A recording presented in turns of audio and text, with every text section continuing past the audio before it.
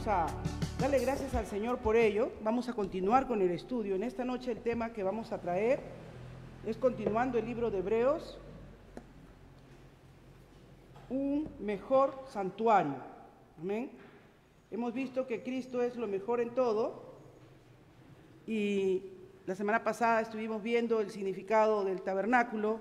Me gustaría estar abajo con todos ustedes para dar la clase con mayor facilidad, pero es recomendación del equipo de comunicaciones que acá hay mayor luz y no está condicionado para que yo pueda estar desde abajo, porque las cámaras están en otra dirección. Así que en amor a nuestros hermanos que están por Facebook o que están viéndolo en sus hogares, que todavía no se animan a venir a la iglesia, pues vamos a estar teniéndolo así. Así que un mejor santuario en esta noche en el libro de Hebreos, y nos ubicamos en el capítulo 9, vamos a leer del 8 en adelante hasta el verso 20. Amén.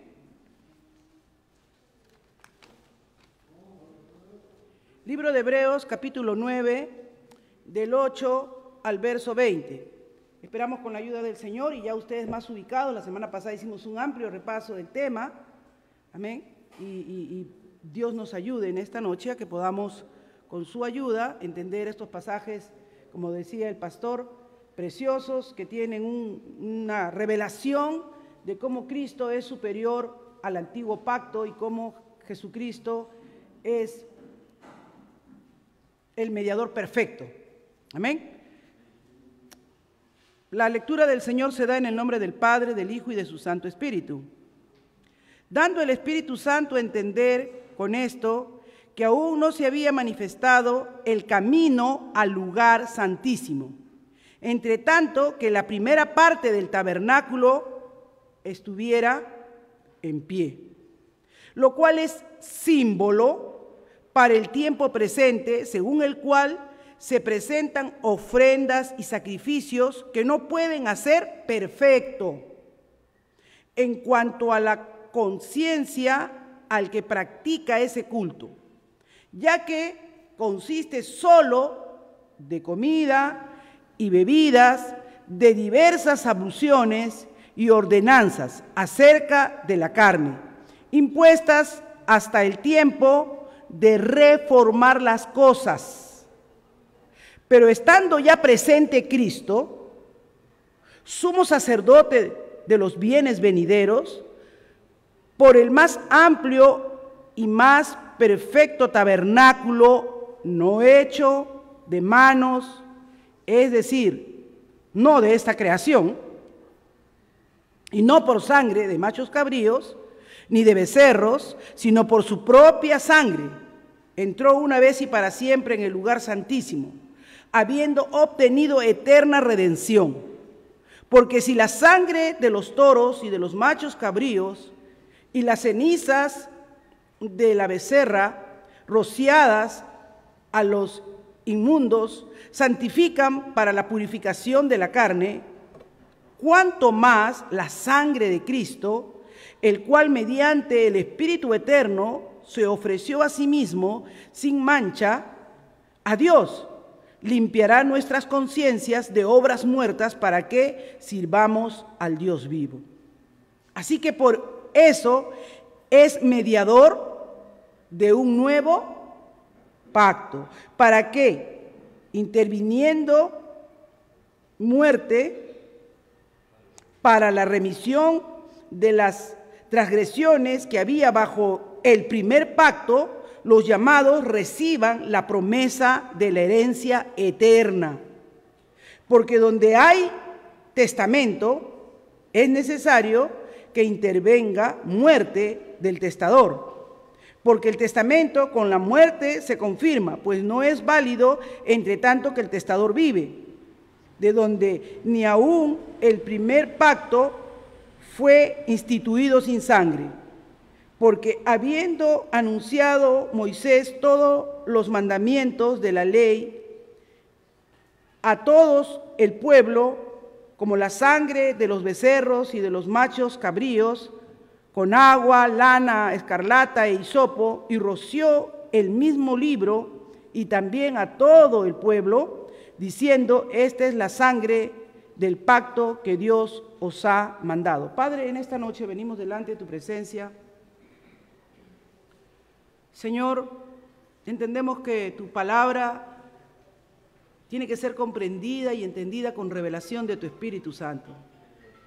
Y el Espíritu Santo, que en esta noche está en medio de nosotros, Señor, quiere hablarnos de una manera especial y singular a cada uno.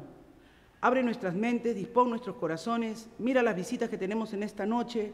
Por favor, ayuda a la expositora de la enseñanza de esta noche, Señor, a tener la suficiente capacidad y coherencia para poder hacer entender a aquellos que por primera vez de repente nos visitan en esta noche.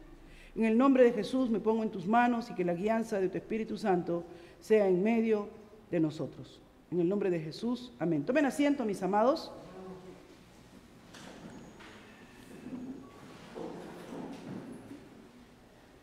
Vimos la semana pasada, ¿verdad? Vimos la semana pasada que este santuario, como decía en el capítulo 9, ya habíamos visto que Dios había provisto un mejor sumo sacerdote, había provisto un mejor pacto, ya lo hemos analizado y lo hemos estudiado, y al mismo tiempo nos recordaba que había dejado Dios un santuario físico, un santuario terrenal, donde en el Antiguo Testamento no se podía adorar en cualquier lugar. Tú no podías estar en cualquier sitio y desde ahí adorar, sino que tenías que venir al lugar que Dios había establecido. Este santuario era ¿cuál? El tabernáculo, ¿verdad? Lo estudiamos la semana pasada y dice que este primer tabernáculo, ¿verdad? Donde se celebraba ¿qué cosa? ¿Qué se celebraba en ese tabernáculo? Culto, hermanos, culto de adoración a Dios. Tú y yo fuimos creados para la alabanza y la gloria de Dios. Entonces, cuando Dios separó un pueblo, llamó a un pueblo para sí, fue para la alabanza y la gloria de su nombre. Ese pueblo tenía que congregarse, tenía que reunirse en un lugar que Dios había establecido para que lo alabara y le sirviera. Muy bien, pero este tabernáculo, este lugar de reunión de culto, aunque tenía un diseño divino, porque Dios fue el que le dijo a Moisés cómo lo tenía que hacer, sin embargo, tenía elementos naturales, elementos terrenales, porque dice claramente, y lo analizamos la semana pasada, solo este es un recuerdo. Ahora bien, aún el primer pacto tenía ordenanza de culto, o sea, en el primer pacto, cuando se sacrificaba el cordero, cuando se encendía la lámpara, cuando los panes de la propiciación, cuando se levantaba el candelero del incienso, era todo un simbolismo, pero que era aquí terrenal. ¿Para qué cosa? Para que el hombre entendiera cómo debía adorar y cómo debía servir a Dios. Ahora bien, este tabernáculo, este lugar, tenía limitaciones. ¿Sí o no? En primer lugar, ¿cuáles eran las limitaciones que vimos la semana pasada que tenía este tabernáculo? Que no todos podían acceder. Nosotros, si éramos gentiles, no llegábamos ni a la puerta, ni siquiera al primer patio, creo. Solo si nos hacíamos prosélitos y nos convertíamos a la religión judía, podíamos entrar al primer patio, pero no al lugar santo. ¿Quiénes entraban al lugar santo? Todo eso lo vimos la semana pasada. Los sacerdotes. Pero los mismos sacerdotes no podían entrar ¿a qué lugar? Al lugar santísimo. ¿Quién entraba al lugar santísimo? El sumo sacerdote. Y no entraba sin hacer expiación por sus propios pecados. Y no entraba siempre. Al lugar santo entraba siempre el sacerdote porque el candelabro siempre tenía que estar prendido, siempre tenía que estar encendido. Y renovaba también los panes de la propiciación. Eran 12 panes, cada pan representando a cada una de las tribus del pueblo de Israel. Y eso siempre se tenía que mantener fresco y ahí. El servicio sacerdotal se daba hasta el lugar santo, ¿no? Ahí se ministraba, se levantaba el incienso, que eran las oraciones, ¿no? Las oblaciones, pero en el lugar santísimo, donde estaba, ¿qué cosa? El tabernáculo con las tablas de la ley, la vara de Aarón, ¿se acuerdan? Y tenía una cubierta donde habían 2 querubines, que eran 2 tipos de ángeles alados, que estaban uno mirándose al otro, ahí, acá tenemos, ya les ha puesto su ayudita para que se recuerden muy bien. Entonces, ahí tenemos el atrio. En el atrio estaba el populorum, todos aquellos que eran judíos, pero que no eran ni sacerdotes, ni eran sumos sacerdotes. Y los prosélitos estábamos detrás, de fuera, no teníamos ingreso. Queríamos ingresar, teníamos que hacernos prosélitos, ¿no? Los gentiles, perdón, estábamos fuera del atrio, afuera. Podíamos mirar, espectar el santuario de lejos, pero no entrar. Querías entrar, llegar siquiera a entrar al atrio, que es la primera parte donde entraba todo el populorum, todo el pueblo. Tenías que hacerte un prosélito, y para hacerse prosélito justamente, ahí venía el acto del bautismo, donde renunciaban a su vida pagana y se hacían adeptos a la religión judía. Pero, sin embargo, para entrar ya al lugar santo, donde había el servicio, donde estaba la luz, el candelabro, donde estaba el pan, donde estaba el altar del incienso, ¿verdad? Ahí solo entraban los sacerdotes. Y eso lo hacían frecuentemente, al lugar santo. Pero al lugar santísimo solo entraba una vez al año el sumo sacerdote, y no sin ofrecer sacrificio por sus propios pecados. Y tenía que entrar, dijimos, con una campanita amarrada a los pies, por si acaso él entrara con pecado, ¿no? Y se cayera muerto, entonces lo jalaban con una soga. Cuando no sonaba la campanita, jalaban la soga porque era de hecho que había caído desplomado. Mientras estaba sonando las campanitas, sabían que estaba caminando, que estaba haciendo las oraciones en el lugar santísimo el sumo sacerdote, y todavía estaba vivo. ¿Y qué compartimos? Que cuando él salía del lugar santísimo, hacía un banquete, invitaba a todo el mundo porque había salido vivo del lugar santísimo. ¿Por qué les estoy recordando esto? Porque en el verso 8, que fue lo que no analizamos la clase pasada, entremos ahora a Hebreos 9:8. Ya con eso se van a ubicar mejor. Ahora, recuerden que todo esto, elementos que estaban en el lugar santo, explicamos también la semana pasada, que eran un simbolismo de lo que Cristo era. ¿No es cierto? La lámpara, el candelabro, que significaba la luz que no debía apagarse, que siempre estaba prendida. ¿Qué dijo Jesús en Juan 8? A ver, ustedes me van a ayudar, ustedes que son más listos. Yo soy, dijo el Señor, la luz del mundo, ¿no es cierto? El que me sigue no andará en tinieblas. Juan 8:12.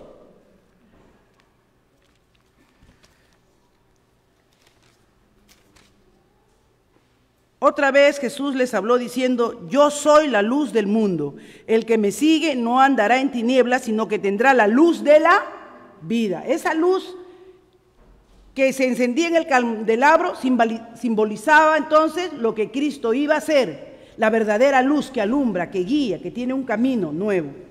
Ese pan que había en el propiciatorio, ¿qué dice Juan 6? Juan 6, ¿se acuerdan? Eso lo hemos leído también el día martes.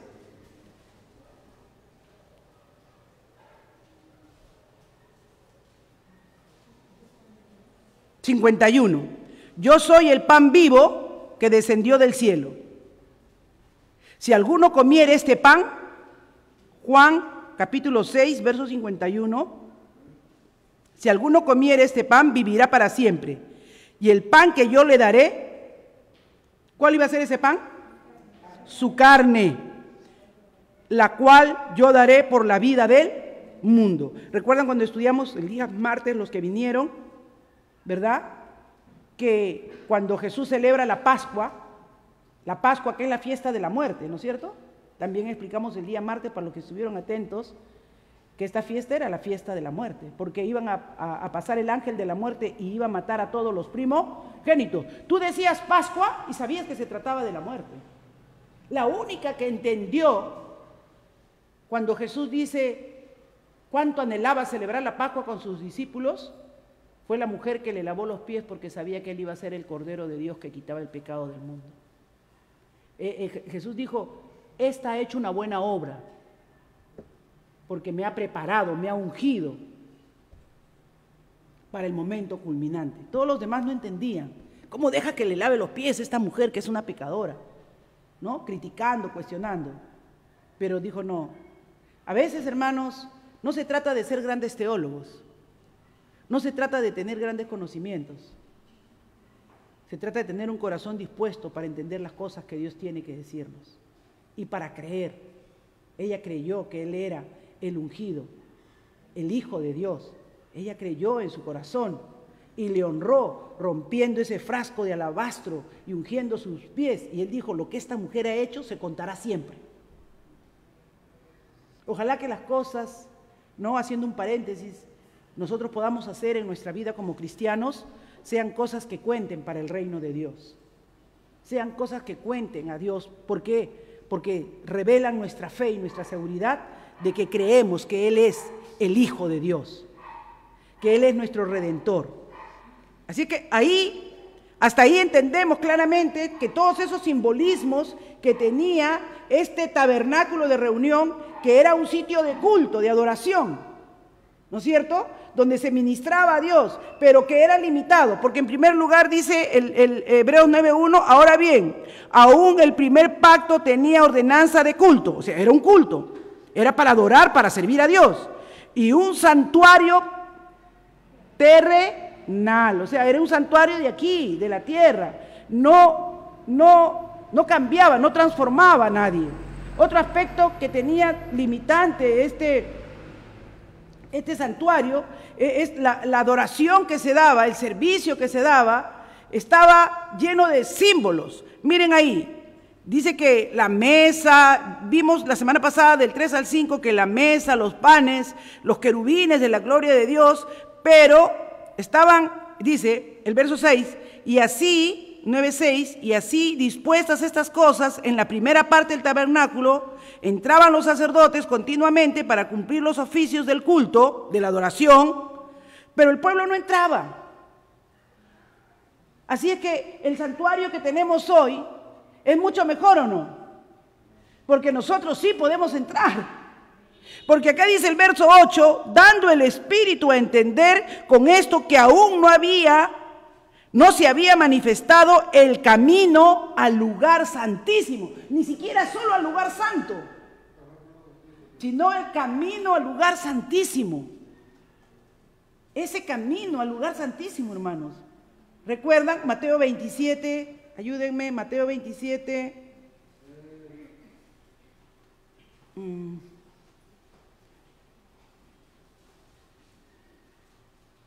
51. Tengo que tener ahora mucha ayuda a memoria porque ya los años han pasado por mí y no me acuerdo mucho, así es que mejor tomar mis notas. Mateo 27, 51, ¿qué dice? Dice claramente la palabra del Señor, y he aquí el velo del templo se rasgó. Pero qué curioso cómo se rasgó. Se rasgó de arriba abajo. Y la tierra tembló y las rocas se partieron. O sea, ¿se acuerdan? Para el lugar santísimo había una cortina. Esa cortina que separaba, porque ya eso no estaba en tabernáculo. ¿Dónde estaba esto? En el templo, ¿no es cierto? En el templo. Recuerden que hubo un tiempo en que era el tabernáculo, se llevaba, se armaba el tabernáculo, se instalaba el tabernáculo, pero luego el pueblo de Israel, en el tiempo de Salomón, del rey David, hicieron un templo donde estuviera la presencia del Señor, donde estuviera la chequina de Dios. Y ahí ministraban los sacerdotes y los sumos sacerdotes. Y había en el templo estaba la cortina. Lo interesante es que esta era una cortina preciosa que tenía la suficiente textura y consistencia para separar un ambiente del otro. Pero dice que cuando Cristo Jesús ofreció su sacrificio al Padre, nadie lo rompió.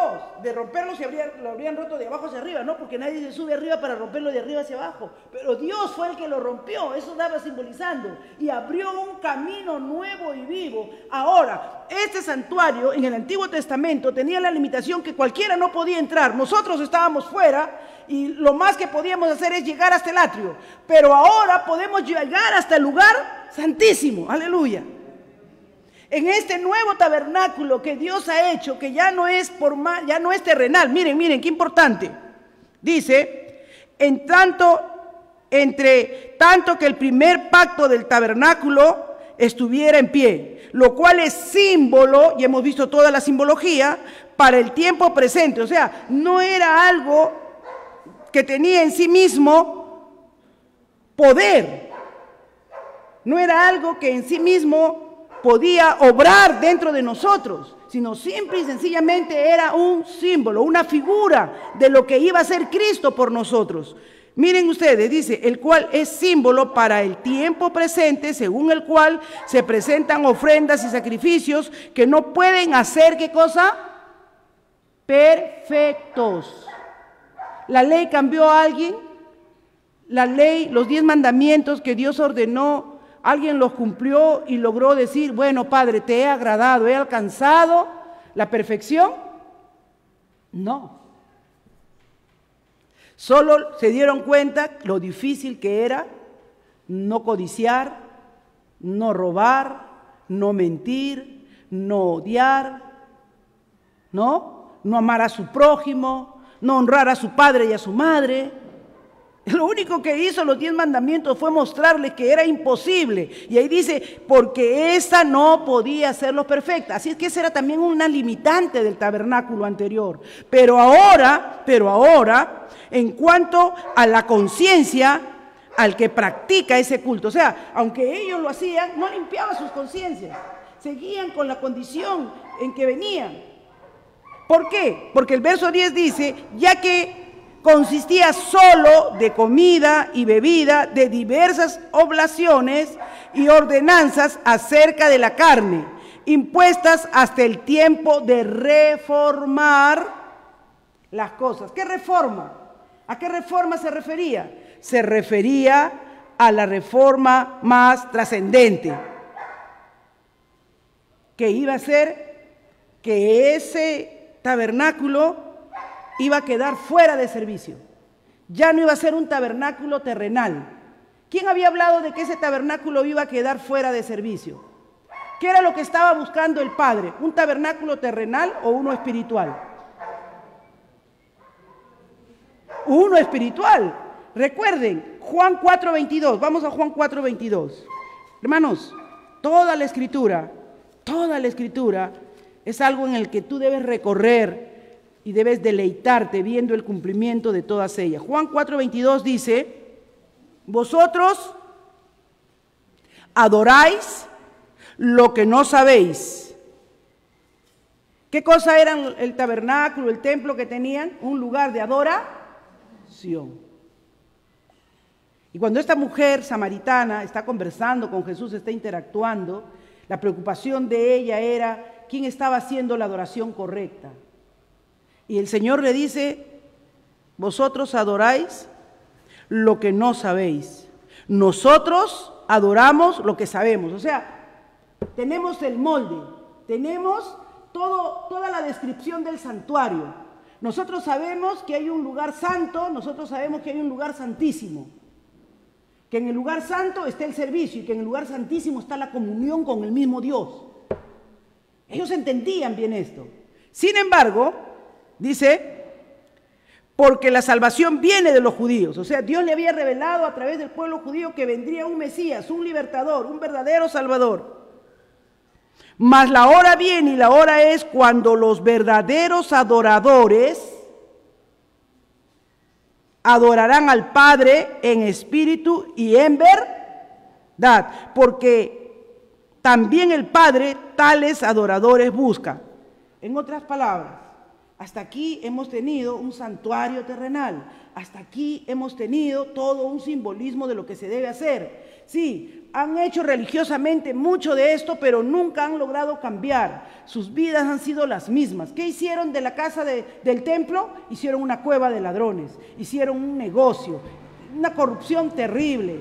Los sacerdotes, cuando venía el pueblo que llegaba hasta el atrio trayendo su corderito para que lo ofrezcan como sacrificio por expiación de sus pecados, le decían, uy, ese corderito no está perfecto, tienes que comprar uno de los que están vendiendo en la puerta, pero el mío está más gordito, más bonito. No, ese de allá ese de acá tiene una falla, yo yo soy el sacerdote, yo soy el que veo. ¿Por qué? Porque estaban unidos con los comerciantes. Por eso es que Jesús, la única vez que se enoja, que se aira y agarra un látigo y los bota, saca a los cambistas, los echa del templo, es en ese momento. Porque algo que debía ser, aunque fuera terrenal, debía ser respetado, debía ser sagrado, debía ser considerado, ¿no?, a los ojos de los hombres como algo que se hacía simbolizando de lo que Dios esperaba de cada uno de nuestros corazones, que buscáramos a Dios con todo nuestro corazón. Lo habíamos hecho algo tradicional, algo religioso. Hermanos, muchas de las personas caen en eso. Y nosotros como creyentes, escuchen esto, si no estamos conscientes de cuál es el cambio que Cristo ha producido, que ahora somos nosotros y que Dios no está buscando simbolismos ni ritos, sino que el sacrificio que Él ha hecho es mucho más perfecto y tiene poder, porque este no era perfecto, dice, ¿no es cierto?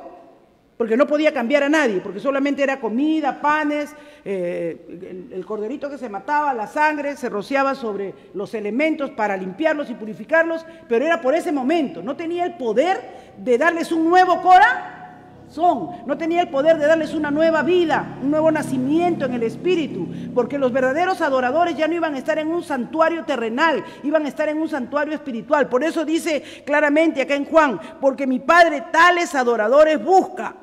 Dice, mas ahora bien y la hora es cuando los verdaderos adoradores adorarán al Padre en espíritu y en verdad, porque mi Padre tales adoradores busca. Dios es, ¿qué cosa? Espíritu. Y los que le adoran en espíritu y en verdad es necesario que le adoren. Entonces acá dice claramente, volvamos a Hebreos 9:11, pero estando ya presente Cristo, el Mesías, el que ha cumplido todo, sumo sacerdote de los bienes venideros, o sea, si algo vamos a recibir de Dios, si algo va a cambiar y transformar nuestra vida, si verdaderamente vamos a tener acceso al trono de la gracia como hijos de Dios, va a venir solo por medio de Jesucristo. Si tú quieres disfrutar los bienes futuros y los bienes venideros, no estos transitorios, terrenales, hermanos, acá no hay nada indestructible. Todo se deteriora, todo se corrompe, todo se pudre, todo se deshace. Lo que tú puedas decir, ya pues, esto sí dura años, sí, pero siempre con el tiempo se destruye. Puede ser que te sobreviva a ti alguna cosa, ¿no? De piedra, de madera. Hay árboles que tienen 1000 años de duración. Ustedes saben que hay árboles tan antiguos que tienen 1000 años de duración, pero llega su momento y se deteriora y se destruye. Pero Dios dice que los verdaderos adoradores que adorarán al Padre será en espíritu, porque Dios es espíritu. Y eso no cambia ni se transforma, sino que simple y sencillamente es un elemento que tú y yo no conocemos, pero que Dios es eso en esencia y nos está llevando a nosotros, que perdimos esa vida espiritual cuando, ¿recuerdan que perdimos en el huerto? El martes lo dijimos, perdimos comunión con Dios. Perdimos comunión con Dios. Ojo, en el lugar santísimo ya no hay panes, ya no hay candelabro, ya no hay incienso. ¿Qué cosa hay solamente en el lugar santísimo? Comunión con Dios. La chequina de Dios, la presencia de Dios. Es bien importante que el Espíritu Santo nos ayude en esta noche a entender en qué nivel tú y yo estamos. De repente todavía tú estás mirando, eres un observador y no has llegado ni al atrio. Pero de repente tú ya recibiste y aceptaste a Cristo como tu Señor y Salvador, ya estás en el atrio. Pero todavía no eres una luz, todavía no eres pan para las naciones.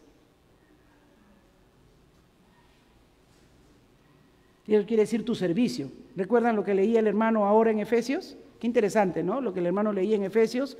Porque somos hechura suya, creados en Cristo Jesús para buenas obras, las cuales Dios preparó de antemano para que anduviésemos en ella. Por tanto, acordaos de que en otro tiempo vosotros los gentiles, en cuanto a la carne, erais llamados incircuncisos, o sea, no eran pueblo. Pero ahora, por medio de Jesucristo, que somos pueblo, podemos llegar hasta el lugar santísimo y tener comunión con Dios. Ahora, por medio de Jesucristo, podemos ser hechura suya y útiles en el lugar santo. Algunos están satisfechos ahí en el lugar santo, les gustan las obras, pero no hemos sido llamados solo a estar en el lugar santo, sino hemos sido llamados a estar en el lugar santísimo, en comunión con Dios, porque Él ha abierto un camino nuevo y vivo para que tú y yo estemos ahí. Que este último culto del año que termina, esa sea tu oración. Señor, yo creo que me quedé en el atrio. Señor, yo creo que me quedé en el lugar santo, sirvo, colaboro, pero no más, quiero el lugar santísimo. Llévame a esa comunión contigo, a esa amistad contigo, Señor, donde puedo adorarte en espíritu y en verdad, donde puedo ser aquella persona que tú has anhelado, por la cual tú has pagado con la sangre de tu Hijo Jesucristo. Porque dice claramente aquel libro de Hebreos, que estando presente Cristo, sumo sacerdote de los bienes venideros, por el más amplio y más, ¿qué cosa? Perfecto tabernáculo. El otro era imperfecto, no nos podía perfeccionar, pero este es perfecto. Este sí nos puede dar una nueva vida. Este sí nos ha sellado con la promesa de su Espíritu Santo. Este sí no nos ha dejado huérfanos. Nos ha dejado el ayudador, el mismo, la tercera persona de la Trinidad para ti y a mí. Una vez que aceptamos a Jesucristo como nuestro Señor y Salvador, creemos en la obra que Él ha hecho en la cruz y lo recibimos y venimos a ser de Él. Y nos identificamos con Cristo Jesús. Ahora dice que nosotros no recibimos, miren, no hecho de manos. O sea, esto, recuerden, Dios, ¿qué cosa es? Recuérdenme siempre, fuerte. Espíritu, Dios es espíritu. Y esto no es hecho por manos. O quiere decir, no es algo natural, no es algo terrenal. Dice, no es hecho de manos. Es decir, no es de esta creación. Y si no es de esta creación, es algo espiritual, algo que ha pasado en tu vida y en mi vida. ¿Por qué? Dice el verso 12, y no por sangre de machos cabríos, porque esto no era por un torito, por un becerrito, ¿no? Me da pena por los del pescadito, ¿cómo se llaman? Los frepap, ¿no? Que ellos todavía matan su corderito, matan su ovejita, harán su fiesta pagana, todo lo que quieran hacer, pero ya no tiene sentido, porque dice que la sangre de mejores corderos, ni de machos cabríos, ni de toros, ni de becerros engordados, podía quitarnos la conciencia cargada de pecado, pero este sí puede, dice, no por sangre de machos cabríos ni de becerros, sino por su propia sangre entró una vez y para siempre en el lugar santísimo. Aleluya. Él entró a la presencia del Padre con su sangre, derramándola hasta la última gota en la cruz del Calvario. Por eso dijo, consumado es, todo ha sido hecho. Tú no necesitas esforzarte. Esto no se entra a la presencia de Dios con esfuerzo humano, se entra por la fe. Se entra por creer que Cristo Jesús cumplió en su carne todo lo que yo no pude. Él tuvo una vida perfecta, Él fue justo. Él cargó, yo le pasé mis pecados y Él me transfirió su justicia. Ahora, por esa justicia que Él me ha transferido, yo ando y camino y anhelo y deseo en el Señor que cada día Él limpie más mi conciencia, Él limpie más mi vieja naturaleza, mi vida de pecado. Lucho todos los días contra la carne, porque está ahí, hermanos. La carne está vivita, queriéndonos hacer caer, queriéndonos desviar de la luz que hemos tenido por medio del Evangelio. Dice, porque si la sangre de los toros y de los machos cabríos y las cenizas de los becerros rociadas a los inmundos santificaba para la purificación de la carne, o sea, para ese momento, ¿no? En ese momento podían alcanzar una limpieza. No cambiaba sus conciencias, no cambiaba su corazón, pero hacía remisión por los pecados que habían cometido hasta ese momento. Y si tenían eso, miren, la pregunta es, ¿cuánto más la sangre de Cristo, el cual mediante el Espíritu Eterno se ofreció a sí mismo sin mancha a Dios, limpiará. ¿Qué cosa limpia? Vuestras conciencias de obras muertas, para que sirváis al Dios vivo. Tales adoradores busca el Padre. Hermanos, es la sangre de Jesucristo que nos hace ser a nosotros un mejor tabernáculo. Es la sangre de Jesucristo la que nos limpia, hermanos, y quita de nosotros el creer que son nuestras obras. Sí, Él nos limpia para buenas obras, porque ya cuando hacemos algo sabemos que no somos nosotros, sino es Dios en nosotros. Pero ¿cuántas veces, hermanos, hemos conocido, o cuando estábamos sin Dios y éramos religiosos, ¿verdad? Nosotros nos sentíamos que éramos buenos. Yo me creía que era una persona muy buena, que era una buena hija, había entrado a la universidad, nada, yo me creía una mártir inclusive. Pero sin embargo eso no quitaba que en mi corazón yo tenía egoísmo, envidia, resentimiento, cólera, amargura, eso no quitaba. No lo expresaba, no lo decía, solamente veían mis buenas obras, pero no veían lo que había en el corazón. Porque nadie ve la conciencia, solo Dios. Y entonces dice que Él tiene poder, dice, sin mancha Dios, limpiará vuestras conciencias de obras muertas para que sirváis al Dios vivo. Así que por eso es, ¿qué cosa? Mediador de un nuevo pacto. Ya no el del santuario, ya no el de macho cabrío, ahora Él es mediador de un mejor pacto. ¿Cuál es ese pacto? El que si yo creo y yo acepto y yo recibo en mi corazón que Él tomó mi lugar en la cruz, lo confieso como mi Señor y Salvador, de que también fue por mis pecados y mis transgresiones que Él murió, y me arrepiento de todo corazón y le digo, Señor, hasta el día de hoy yo he hecho lo que he querido, he vivido como he querido, he andado como he querido. Hoy te pido que entres a mi vida y limpies mi corazón y mi conciencia. Dice la palabra del Señor que al que creyere y confesare con su boca, Él lo reconocerá como hijo suyo. Y no es obra de manos. Yo no sé cómo pasa, cómo ocurre, pero la Biblia dice que uno nace de nuevo. Que Él quita ese corazón de piedra y pone un corazón de carne, un corazón sensible. Que eso que antes no entendíamos, ¿qué cosa es esto de carneros, machos cabríos, que sangre? Comienzo yo a entender, era su sangre, por eso Él murió, por eso padeció tanto, por eso tuvo que ser tan herido, porque yo me merecía esto, porque estaba alejado de Dios. Él rompió, ¿no? Hemos leído lo que dice Mateo 27:51, rasgó el velo, porque por medio de Él dice que tenemos acceso, ¿qué cosa? Al lugar santísimo. Qué lindo cuando cantamos eso, llévame al lugar santísimo, ¿no? Piensen en eso, hermanos, no lo cante por cantar. Hay canciones que las cantamos y no entendemos bien lo que estamos diciendo. Cuando tú le dices, llévame al lugar, estás diciendo, quiero tener comunión contigo, Señor. Quiero tener intimidad contigo. No quiero nada. Solo te quiero a ti. Solo te deseo a ti, te anhelo a ti. Yo le explicaba, estaba conversando con Dayeli hoy día mientras almorzábamos. Y yo le decía, ¿cómo sabes que Dios tiene el primer lugar en tu vida? ¿Cómo sabes que no tienes ídolos en tu corazón? Y le dije, te voy a dar un ejemplo bien fácil. Ella tiene su perrito que lo quiere mucho, Papi creo que se llama. Yo le dije, yo te veo que siempre tú me hablas de Papi, que lo llevaste al parque, que te pasaste una hora con Papi. Lo quieres mucho. La única forma en que tú sepas que no aman a Papi más que a Dios es cuánto tiempo le dedicas a Papi y cuánto tiempo le dedicas a Dios.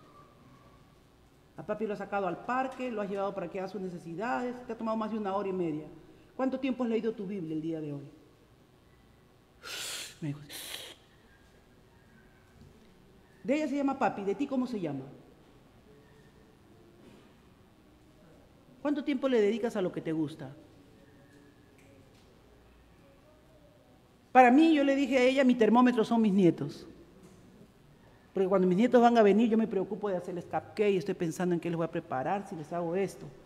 Y después digo, me he dedicado como 2, 3 horas a hacer esto, ¿no? Tengo que leer 2 o 3 horas mi Biblia, tengo que orar, tengo que separar mi tiempo con Dios. Porque si no, yo sé, si ellos ocupan más tiempo que el que Dios me ocupa, entonces yo estoy teniendo una idolatría en mi corazón. Cuando tú amas a tu partido de fútbol, ¿cuánto tiempo le dedicas a tu partido de fútbol y cuánto tiempo le dedicas a Dios? ¿Cuánto tiempo le dedicas a tu hijo y cuánto tiempo le dedicas a Dios? ¿Dios tiene un lugar en tu vida? ¿En qué lugar de tu vida está Dios? ¿En qué espacio? ¿Ya estás en el lugar santo? ¿Ya eres luz? ¿Ya eres pan? ¿Ya hay incienso? ¿Ya hay oraciones? ¿Solo eres un espectador? Así que por eso es mediador de un nuevo pacto.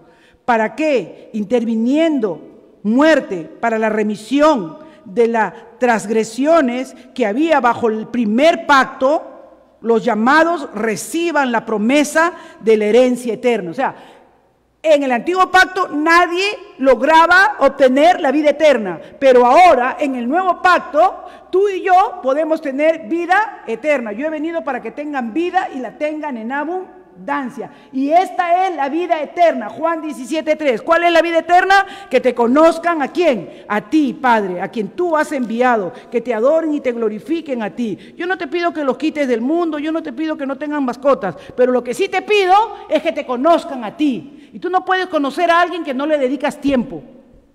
Tú no puedes conocer a alguien que no le das atención.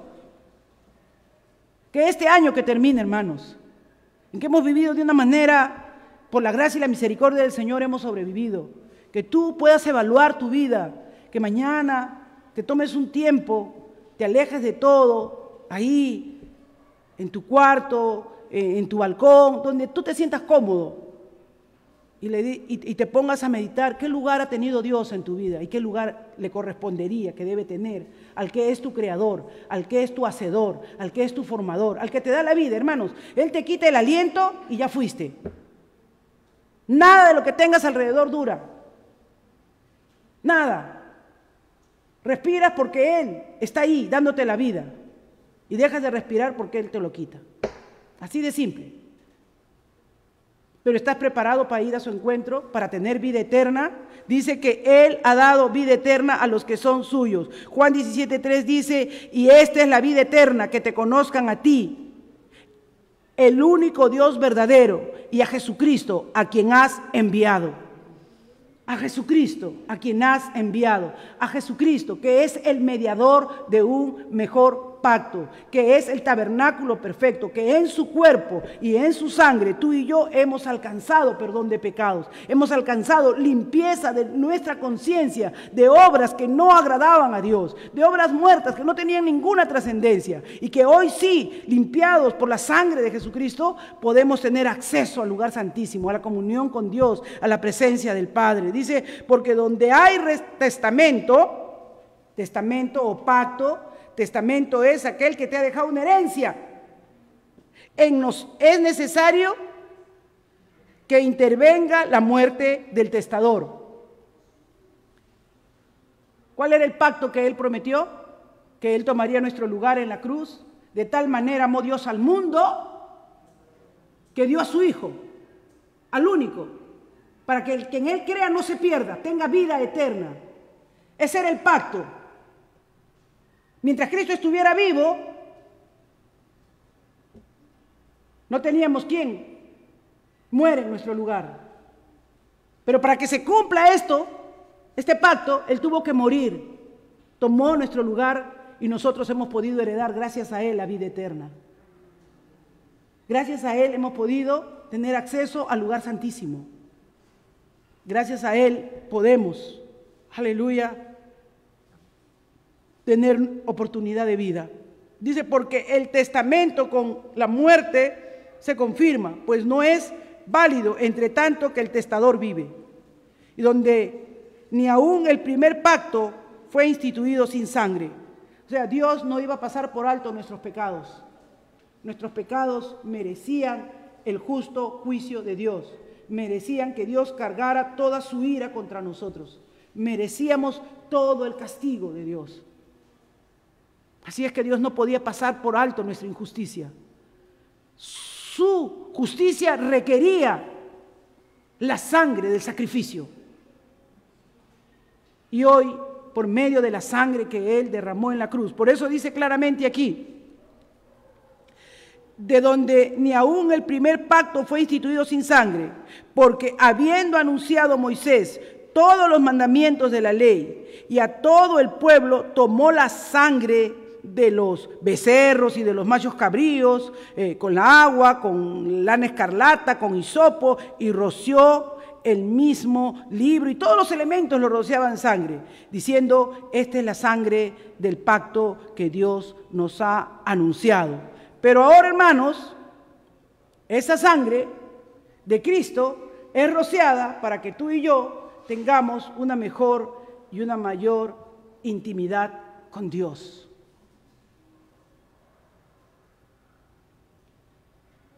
Yo te pregunto en esta noche,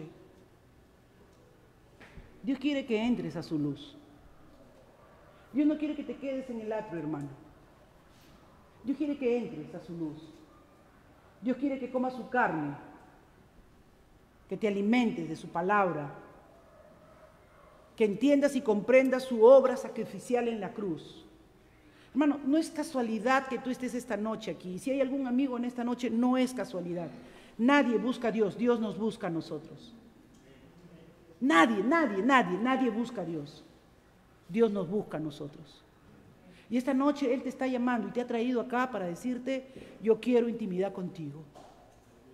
No necesito tus obras, no necesito tu esfuerzo humano, solo necesito que creas a mi palabra, porque Cristo Jesús abrió ese camino nuevo y vivo para que tú puedas tener ese acceso al Padre. El martes decíamos que Dios estaba a la puerta. Y está a la puerta de ti, hermano, hermana, que de repente te has quedado en el atrio y estás ahí siempre religiosamente asistiendo, pero no te has involucrado en la obra del Señor.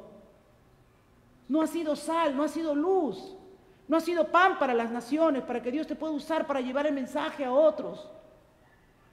Pero de repente te has quedado en las obras, de repente eres un hermano muy trabajador, muy colaborador aquí en la iglesia, eres el primero en las oraciones y todo. La otra pregunta es: ¿cómo está tu comunión con Dios? ¿Cómo está tu lugar santísimo? ¿Te has quedado detrás del velo o has atravesado el velo por medio de Jesucristo? En esta noche todos tenemos acceso a avanzar en la gracia del Señor. En esta noche todos tenemos acceso a avanzar. El que no lo conoce puede decir: yo lo recibo, yo quiero entrar a su presencia, yo quiero ser un hijo de Dios. El que estaba apartado puede decir: yo me quiero reconciliar, yo no quiero seguir a medias tintas con Dios, yo quiero afirmar mi vida con Dios. Y el que sabe en su corazón que ha estado envuelto en obras, pero que no ha estado en comunión con Él, puede decir: no, yo quiero ir más allá que estar haciendo solamente cosas.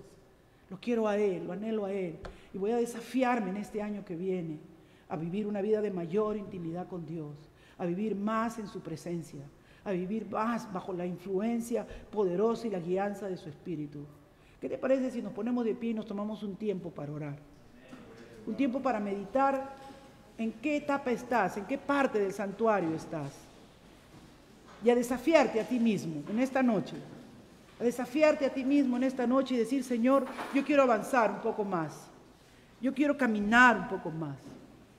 Yo quiero, Señor, atravesar el velo. Tú, Padre, has hecho y has provisto un mejor santuario, tu cuerpo. Tú oraste para que el Padre y yo fuéramos uno. No oro por los del mundo, Señor, oro por esto, por los que me diste. El Señor dice: oro por los que están aquí en esta noche. Pido por los que están en esta noche, en este lugar, en este santuario, para que tengan una experiencia soberana con el Dios de los cielos, para que puedan sentir en su corazón cómo el velo del templo fue rasgado por la obra preciosa de Jesucristo, para que puedan abrir su corazón en esta noche y decirle: Señor, aquí estoy, tú sabes cómo estoy, tú sabes cómo soy, tú sabes cómo he andado y cómo he caminado, pero hasta aquí, Señor, tú me has sostenido. Y si me has traído, ayúdame a avanzar, ayúdame a crecer. Yo no puedo, Señor. ¿Sabes? Lo único que necesita el Señor oír de ti es decir: yo no puedo, Señor. Yo soy barro, yo soy frágil, yo decaigo, yo fallo, pero con la ayuda, con tu espíritu, con tu perdón, con tu sangre que me limpie de todo pecado, con tu sangre que me rocíe. Señor, en esta noche perdónanos, límpianos, llévanos a tu presencia, Señor. Abre, Padre, nuestra mente y nuestros corazones, que este mensaje quede grabado, Señor, que sea un motivo de reflexión, de confrontación. ¿En dónde estamos? ¿Cómo estamos? Si hemos llegado hasta aquí, si tú nos has traído hasta aquí, Señor, ¿cómo quieres que avancemos? ¿Cómo quieres que nos proyectemos, oh Dios? Por favor, Señor, ayúdanos en nuestra debilidad. Ayúdanos, Señor, porque no es fácil.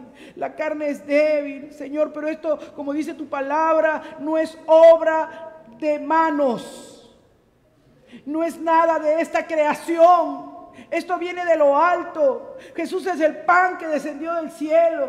Esto viene de arriba, esto viene de lo alto. Oh, aleluya, entiende, esto viene de lo alto. Esto viene de Dios y en esta noche está hablando a tu corazón. En esta noche Dios te está diciendo, avanza, avanza, yo estoy contigo. Si tú no lo conoces, si no lo has recibido, recíbelo en esta noche. Dile, Jesús, quiero conocerte, anhelo conocerte. Límpiame, limpia mis pecados, limpia mi conciencia de obras muertas que no me han llevado a nada, oh Padre, en el nombre de Jesús.